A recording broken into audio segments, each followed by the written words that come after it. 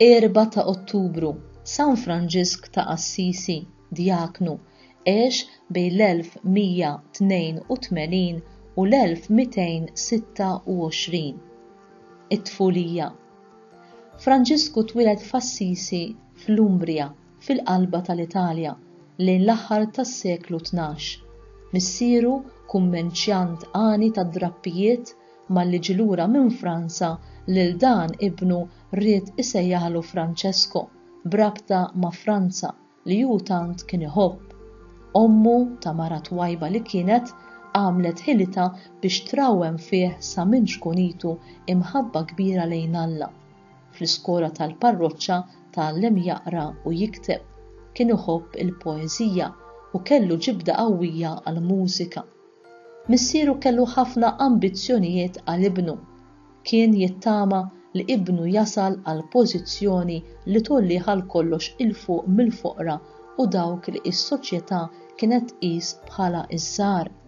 Sakemm kellu 23 sena, Franġisk kien ilena ta' missieru għaliex hu wkoll kien moni b'tant xewqat li d-dinja ma titfawx fil-ġenb. Kien ċert li jekk Franġisk jitqabad jaqbad l-istess triq tiegħu kellu ċans kbir li jirnexxi fil-ħajja. Imma missieru ma kienx kuntent għal kollox bih. Franġisk kien jaf iħaddem moħħu biex jaqla l-flus, imma mbagħad hu kien ħali u jtajjar somom kbar. Żagħżugħ tal-età tiegħu kienu jixxalaw ħafna minn fuq daru.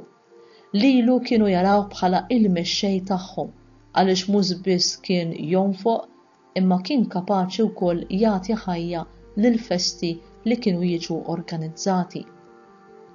Franġisk kien jiġbed lejh l-attenzjoni taż-żgħażagħ ta' Assisi għaliex kien iħobb jitfa' fuqu il-bies li jagħti ħafna fil-għajn u jgħaqqad oħrajn miegħu bid-daqq u bil-kant. Minkejja dan, missieru u ommu rridu jkunu ġenerużi miegħu. Missieru għalkemm ma kienx japprova dan l-infiq ħassu ħini li ibnu kien tant maħbub u stmat. Ommu kienet qed tapprezza ħafna il-kwalitajiet tajbin ta' bina għalkemm iħobb il-ħajja. Franġisk kien dejjem ta' mġieba tajba, nobli fi kliemu u emilu u ta' qalb kbira mal-foqra. Il-gwerra. Fil-gwerra li inqalet bejn Assisi u Perugia, Franġisku ta' is-sem tiegħu. Dawk ta' beltu sofrew telfa u nnifsu waqa' priġunier. Dak kien żmien meta Franġisk beda jirrifletti fuq il-vera valur tal-ħajja. Wara sena magħluq fil-ħabs, Franġisk waqaf marda li ħadet fit-tul. Imma malli fiq mill-marda tiegħu lilu malajr reġgħu rikbuh l-ambizzjonijiet ta' qabel u telaq lejn il-Pulja bit-tama li jinħatar kavallier. Imma bilkemm beda dak il-vjaġġ li kellu ħolma li ġelitu jirrifletti ħafna. X'inhu l-aħjar timxi wara li mgħallem jew wara l-qaddej? Franġisk ma ddubitax li ma kellha tkun l-għażla tiegħu, imma hu ma kienx fehem x'kellu jagħmel. Il-konverżjoni. Lura lejn Assisi beda għal Franġisk żmien ġdid u qisu nesa il-ħbieb tal-imoddi u intefa' f'ħajja ta' ġabra. Far f'qajjar maqtuħ mill-ħsejjes tal-belt, Franġisk fit-tnejjid talab mingħand Alla dawl biex jurih x'riedu jagħmel, x'ried minnu. Franġisk żagħżugħ imrobbi fil-fsiet kellu bħal stmerrija mill-mart tal-ġdiem. Imma f'dan iż-żmien ta' xejra ġdida għal ħajtu hu għamel rebħa kbira fuq in-natura dgħajfa tiegħu meta b'imħabba sinċira għandna miegħu u biss bniedem milqut mill-ġdiem.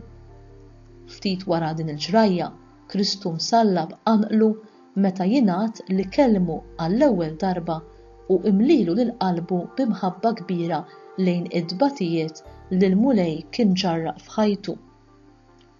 Franġisk baqa' ġeneruż bħalma kien qabel, imma dawk li sħoqilhom il-ġenerużità tiegħu kienu oħrajn. L-imġidmin darulu li żjed milquta fost il-morda, Għalhekk hu ħabbhom b'imħabba speċjali. Barra minn dan, minflok ma tajjar flusu f'divertimenti, Franġisk beda jqassam ħafna karità lill-foqra u ma qatax milli jgħin lill-knejjes foqra tal-belt ta' Assisi u lis-saċerdoti li kienu jieħdu ħsiebhom. Knisja għażiża u għall-qalbu kienet dik ta' San Damjan. F'din il-knisja ċkejkna u fi stat ħażin u sema leħen mill-kurċifiss impinġi li kien imdendel wara l-artal. Dan stiednu biex isewwi il-knisja tiegħu li kienet qed tiġġarraf. Franġisk kien għadu ma femx tajjeb xirid Alla minn għandu, imma hu beda jintabaħ li l-mulej irriedu jagħti ħajtu għas-servizz tal-Knisja. Għal xi żmien Franġisku ħalla daru, inċabar fil-Knisja ta' San Damjan u għamel dak li s-saċerdott tal-post talab minn għandu. Il-proċess quddiem l-isqof. Missieru kien għadu jittama li dak ma kienx ħlief żmien qasir ta' kriżi. Imma meta baqa' jara l-ibnu mitfuħ fuq attivitajiet li lil dak li l-missier deluru jbaxxuh, missieru ħa deċiżjoni li għal Franġisk fisret ħajja ġdida. Quddiem missier irrabjat u fil-preżenza tal-isqof Gwidu ta' Assisi li kien qed jagħmilha ta' mħallef, Franġisk iddikjara li jiġħad għal kull wirt li kien imissu minn missieru. Millum il-qudiem stqarr iż-żagħżugħ Franġisku, ngħid missierna li inti fis-smawiet. Issa Franġisku kien ċert x'kellha tkun it-triq ta' ħajtu u libes libsqa fqira b'saliq fuqha u dan li kien jixraq isir kavallier tad-dinja sejjaħ lilu nnifsu kavallier tar-Re il-Kbir. Franġisk beda sentej ta' ħajja qiebsa maqtuħ għalih waħdu, moti għat-talb u għall-penitenza, u għex ukoll jaqdi u jitlob f'xi monasteri Benedittini u għamel fihom il-ħidmiet li żjed umli u li żjed ibsin. Kienu għadhom f'moħħu il-kelmiet tal-kurċifiss ta' San Damjan li qallu sewwi il-Knisja tiegħi. Franġisk aċċetta dawk il-kelmiet kif daqqew f'widnejh. Għalhekk hu intefa' biex isewwi l-ħsara li kien fihom 3 knejjes xkejknin ta' madwar Assisi, dawk ta' San Damjan, San Pietro della Spina u Santa Marija tal-Anġli. Franġisk kien qed jistenna għal darb'oħra il-leħen ta' Alla u ma ġarrafx quddiem id-disprezz ta' dawk li fl-modi kienu ħbiebu, imma hu lanqas ma infetaħ bl-ammirazzjoni ta' dawk li raw fih bidla tal-aġeb. Darba waqt li fil-Knisja ta' Santa Marija tal-Anġli sema l-qari tal-Vanġelu u intlaqat minn kelmiet li ħasshom qed jingħadu għalih. Kienu il-kelmiet li Kristu bihom ħabbar x'kellha tkun il-missjoni tal-Apostli u l-ħajja ta' faqar li kienu sejrin jgħixu. Saċerdot fissirlu dawk il-kelmiet tal-mulej u hu sema t-tifsira bil-ferħ għaliex Alla rrivelalu li daw kienu jgħoddu għalih ukoll. Minn dak il-waqt il-qudiem Franġisk biddel ukoll il-libsa tiegħu, beda jilbes ċoqqa grisa lewn l-irmiet, tħażżem b'ħabel abjad u ried li jimxi ħafi. L-isqof ta' Assisi taħ il-permess li jippredika il-Vanġelu fil-Knisja ta' San Ġorġ fid-dawl tal-kelmiet ta' Kristu. Franġisk ippredika il-paċi u l-penitenza. L-ewwel dixxipli u l-approvazzjoni papali. Għalkemm ma tkellimx bil-kelmiet diffiċli tal-Olrif, ma kinux uliet il-poplu biss dawk li ssaħru minn kliemu. Lani, Bernard u l-ġurista Pietru Kattani u rew li xtaqu li flimkien miegħu jaqsmu l-istess ħajja tiegħu. Imma Millonja u l-Olrif malajr tħaltu l-foqra u s-sempliċi. Fl-aħħar sena kien hemm 8 oħra li għażlu dik l-għamla ta' ħajja. Franġisk li rid jgħix dejjem f'ubidjenza lejn il-Knisja sena wara ħadu miegħu Ruma quddiem Papa Innoċenz III. Il-Papa saba diffiċli biex jagħtihom l-approvazzjoni tiegħu, imma l-mulej nnebħu li kien sejjer jinqeda b'dak il-bniedem qaddis sabiex il-Knisja ma tiġġarrafx. Bil-barka tal-Papa, Franċisk beda jinħass bħal Kristu ieħor, iħabbar l-aħbar it-tajba u kien predikatur li jgħaddi minn post għal ieħor. Kien jitkellem kelmiet li jifhimhom kulħadd u kien jolqot lil bniedem fil-laħam il-ħaj.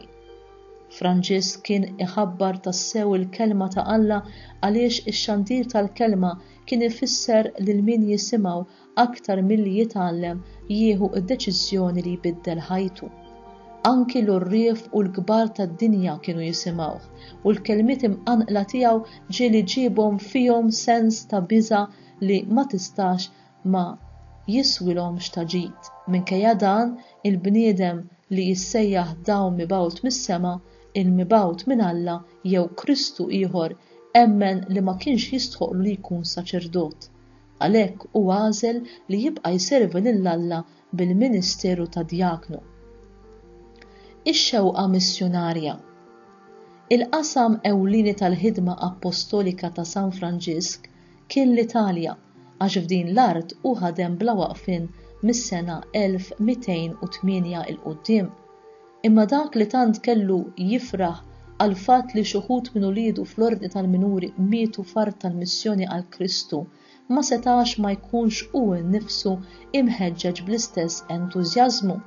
Il-ħeġġa missjonarja u x-xewqa tal-martirju ingħaqdu flimkien f'San Franċisk. Imma l-ewwel darbtejn li ipprova jmur lejn is-Sirja u l-Marokk, darba minnhom tempesta u darba oħra il-Mart reġġah lura lejn art welidu. Il-Klarissi. Fis-sena 1212 San Franċisk waqqaf it-tieni ordni tiegħu li kien dak tas-Surijiet. Fil-bidu issejħu id-Dami f'Qajrin ta' San Damjan. Għalkemm San Franċisk kien ir-ruħ ta' din l-istituzzjoni huma sabu mexxejja kbar f'Santa Klara ta' Assisi li minnha s-Sorijiet jissejħu Klarissi. Il-vjaġġ fl-Eġittu. Ftit wara t-tluq tal-ewwel missjonarji tiegħu, San Franċisk innifsu fl-24 ta' Lulju tas-sena 1219 salpa lejn l-Eġittu. Is-Sultan Malik el-Kamil laqgħu tajjeb u sema l-kelma tiegħu. Is-Sultan inġibed lejn dak il-bniedem għaliex kien konvint li juridlu l-ġid, imma ma ħallix it-twemmin Musulman tiegħu. San Franċisk ma ġiex mogħti il-martirju għal Kristu għaliex fi żmien qasir ta' esperjenza missjonarja lilu ħabbewh anki dawk li ma qablux ma dak li kien qed jippritkalhom. F'dak iż-żmien, ir-raba' konċilju tal-Lateran kien ordna li ssir kruċjata ġdida. Din kienet bejn is-snin 1217 u 1221. L-imġieba ta' San Franċisk uriet li fi żmien ta' falliment sħiħ ta' dik il-kruċjata aktar kien hemm possibilità li il-Musulmani jersqu lejn Kristu permezz ta' messaġġier ta' paċi, milli permezz ta' soldati li jużaw l-armi kontra dawk li ma kinux jaqblu magħhom. Il-presepju ħaj ta' Greċjo. Nhar l-24 ta' Diċembru tas-sena 1223 huwa ġabar miegħu il-bdiewa u r-rajja f'Qajrin li kienu jgħixu qrib l-għolja ta' Greċjo. San Franċisk ridhom li jħossu l-imħabba kbira ta' Ġesu għal bniedem meta għażel li jitwieled far ta' Betlem u ippreżenta presepju ħaj u tkellem b'kommozzjoni kbira fuq dan il-misteru tal-aġel. Dik id-drawwa malajr bdiet tinfirex mad-dinja kollha kemm hi, għalkemm ma kienx l-ewwel darba li sar il-presepju fid-dinja Nisranija, madankollu kien San Franċisk li anqal l-imħabba ta' kulħadd għall-presepju. L-aħħar snin. Mis-sena 1221 il-qudiem, meta kien għadu ta' madwar 40 sena, Franċisku kien marat. L-ulied spiritwali tiegħu diġà kienu iwasslu għal eluf. Kien hemm bżonn ta' mexxej minn floku, għalhekk fis-sena 1221 San Franċisk għażel lil Fra Elija ta' Cortona biex ikun il-vigarju tiegħu fit-tmexxija. L-aħħar snin ta' ħajtu kienu dawk li fihom is-sokta jingħaqad ma' Alla dejjem iżjed fit-talb. L-għaqda ma' Kristu msallab kien qed iħossha fil-ġisem u r-ruħ tiegħu għaliex hu kien għaddej minn żmien ta' tbatija. Il-pjagi. Fis-sajf tas-sena 1224 San Franġisk inġabar fis-skiet tal-kunvent li kien fuq l-għolja Laverna. Il-qaddis kien jakkes il-ġismu billi matul is-sena isum ir-randan għal 7 darbiet. Fuq dik il-għolja u kien qiegħed isum ir-randan li kien jagħmel fġieħ l-Arkanġlu San Mikien. Lejn il-festa tal-Eżaltazzjoni tas-Salib li taħbad fl-14 ta' Settembru waqt li kien fuq dik il-għolja fi ġranet ta' Sam u f'meditazzjoni fuq il-Passjoni ta' Kristu jingħad li l-mulej Ġesu derlu b'6 ġwienaħ bħal serafin maqtuħ fl-ajru u b'dirgħajh miftuħin, bir-riġlejn ma' xulxin u msallab ma' salib. Mill-ġwienaħ 2 kienu weqfin fuq ir-ra's, 2 mifruxin għat-titjir u 2 jiksu il-ġisem kollu. Imbagħad waqt li kien mitluq f'estasi ta' mħabba, fl-idejn, fir-riġlejn u fil-ġenb ta' Franġisku bdew jidhru il-pjagi tal-istess Kristu msallab. L-idejn u r-riġlejn deru minfudin bl-imsiemer li kellhom bħal ras tonda u sewda fuq iż-żewġ naħat. Kienu ippuntati u milwijin sabiex ma jinqalawx. L-imsiemer kienu tal-laħam stess, imma maħruġin il-barra. Il-ġenb l-emini wkoll der bħalli kieku minfut mill-lanza u kien jagħti fl-aħmar bħal ġerħa li kellu. Ta' sekwiet il-ġerħa kienet tnixxi d-demm u l-biesu kienu jiċċabsulu. Minn dak il-waqt il-qaddis Franġisku li sa minn tant żmien kien jarawh bħala Kristu ieħor ġie ittrasfigurat fi ġbija ħajja tal-mulej, anki fl-istess ġisem tiegħu. Minn mindu ingħata il-pjagi, San Franġisk ma qata qatt milli jbati fil-ġisem tiegħu u mar lejn Assisi fejn għadda l-aħħar sentej ta' ħajtu u kien dejjem marit. Persuni għażiż kienu jieħdu ħsiebu u jikkurawh, ma kienx possibbli li jaħbihom, imma ftit kienu dawk li raw il-pjagi tiegħu. L-aħħar sentej ġibu magħhom dbatijiet oħrajn. San Franġisk kien qiegħed jitlef id-dawl ta' għajnejh. F'dan iż-żmien li matulu Kristu kien għaqdu miegħu tant mill-qrib fil-passjoni tiegħu, San Franġisk kiteb l-Anja tal-Ħlejja. Biex jobdel il-Kardinal Ugolino ta' Senji, il-protettur tal-ordni, San Franġisk għad għal xi kura rridu jagħmlulu f'għajnejh it-tobba tal-qorti papali nnifisha. Dan kien f'Reti fis-sena 1225, kienet kura li ġibat magħha dbatijiet kbar fil-pazjent. Fl-aħħar sena ta' ħajtu, fl-1226, San Franġisk għadda perjodi qosra fi Siena u f'Cortona. F'dak iż-żmien il-qaddis der tant mafuż bl-uġieħ b'mod li kulħadd ħaseb li kien sejjer imut. Fix-xahar ta' April tas-sena 1226, bil-mod il-mod u b'ħafna waqfien, San Franġisk reġa' ittieħed fil-belt ta' Assisi. Għall-ewwel u inżamm fil-Palazz tal-Isqof u mbagħad għall-aħħar ta' Settembru u ġie ittrasportat fil-kunvent għażiż tal-Porzjunkula. Il-mewt. Franġisku għadda l-aħħar ħinijiet ta' ħajtu jimmedita fuq il-passjoni ta' Ġesu li rakkontaha inqralu mill-Vanġelu ta' San Ġwan. Flimkien ma' ħutu reliġjużi u ried iġeddet ukoll it-tifkira tal-aħħar ċina tal-mulej mal-Apostli.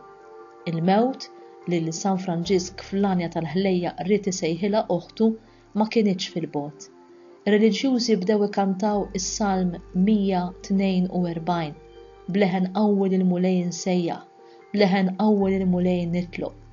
U lejn it-tmiem tas-salm meta kantaw il-kelmiet mill-ħabs oħroġni biex inrotħaj lill-ismek madwari il-ġusti iduru għax int timxi tajjeb miegħi. Ruħu ħarġet minn ġismu. Kien is-Sibt 3 ta' Ottubru tas-sena 1226 fil-għaxija. San Franġisk kellu biss qrib il-45 sena. Billi ma nżul ix-xemx kien jitqies li bdiet il-ġurnata ta' wara, it-tifkira ta' San Franġisk intrabtet dejjem mal-4 ta' Ottubru. Il-ħadd filgħodu li kien proprju l-4 ta' Ottubru, il-ġisem tiegħu b'akkumpanjament tal-kleru u l-poplu ittieħed minn Santa Marija tal-Anġli għall-Knisja ċkejkna ta' San Ġorġ. Il-ġisem ta' San Franġisk għaddewh minn maġenb il-monasteru tas-Sorijiet Klaristi f'San Damjan, fejn huma minn bejn il-gradi tal-monasteru setgħu jaraw u jqimu il-pjagi tal-ġisem qaddis tiegħu. Il-ġisem imżamm f'San Ġorġ għal 4 snin. Kien hemm li hu ġie ddikjarat qaddis mill-Papa Grigor IX, ħabib kbir u ammiratur tiegħu, fis-16 ta' Lulju tas-sena 1228. Il-qabar. Fil-25 ta' Mejju tas-sena 1230, il-fdal tiegħu ittieħed fil-Bażilika ġdida li inbniet fuq l-għolja li bdiet tissejjaħ Colle del Paradiso, l-għolja tal-ġenna, waqt li sa dak iż-żmien kienet tissejjaħ l-għolja tal-infern. Fil-bini ta' dik il-Bażilika, il-mertu li iżjed kbir kien ta' Fra Elija ta' Cortona. Il-Papa Grigor IX b'sinjal ta' qima lejn il-fdal ta' San Franġisk lil dik il-Knisja rrieda tissejjaħ l-omm u r-ras tal-ordni kollu tal-minuri u jibqa' dejjem is-santwarju l-aktar għażiż tal-ordni Franġiskan. Patrunat. San Franġisk huwa l-qaddis patrun tal-ambjent, tal-annimali, tal-ekoloġisti, tan-negozjanti, tal-Azzjoni Kattolika u tal-Italja.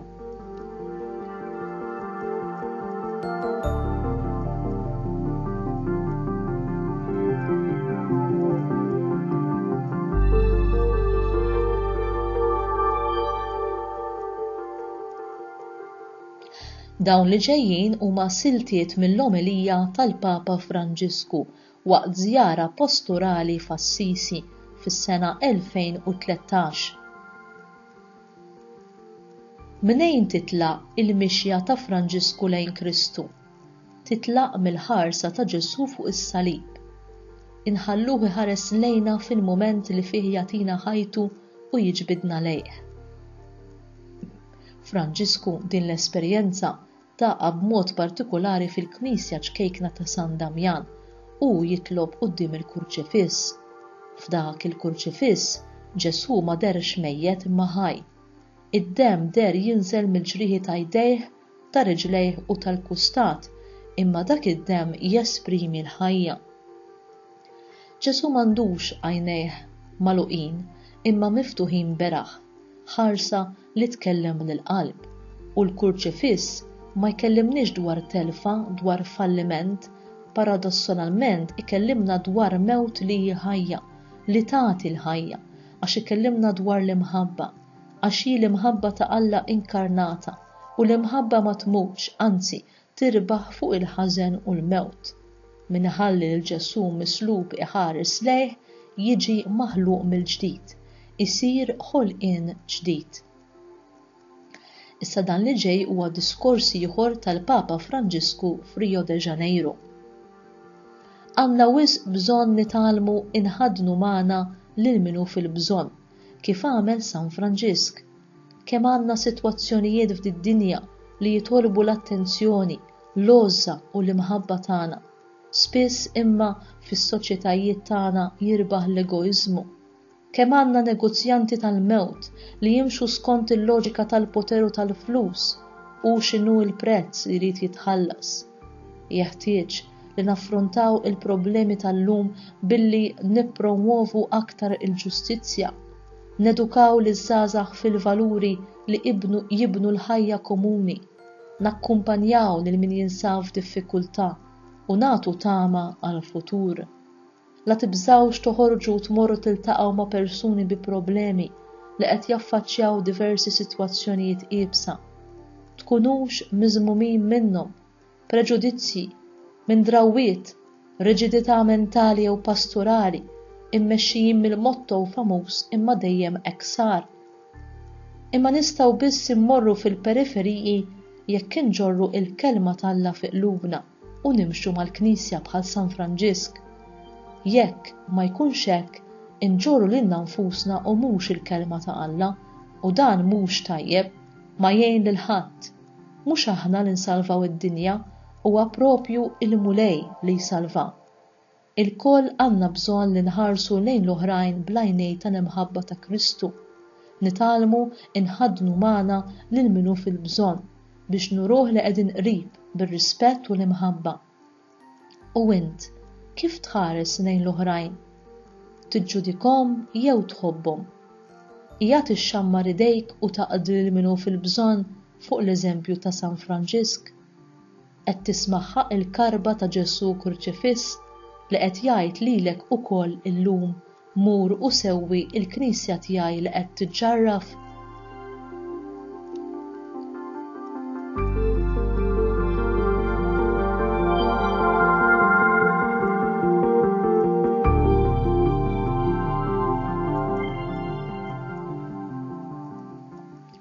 Din li ġejja hija talba popolari ta' San Franġisk t'Assisi. Mulej, għamilni strument tal-paċi tiegħek. Fejn hemm il-mibeda ħallini nħeġġeġ l-imħabba. Fejn hemm il-ħtija ħallini nferrex il-maħfra. Fejn hemm id-dubju ħallini ndaħħal il-fidi.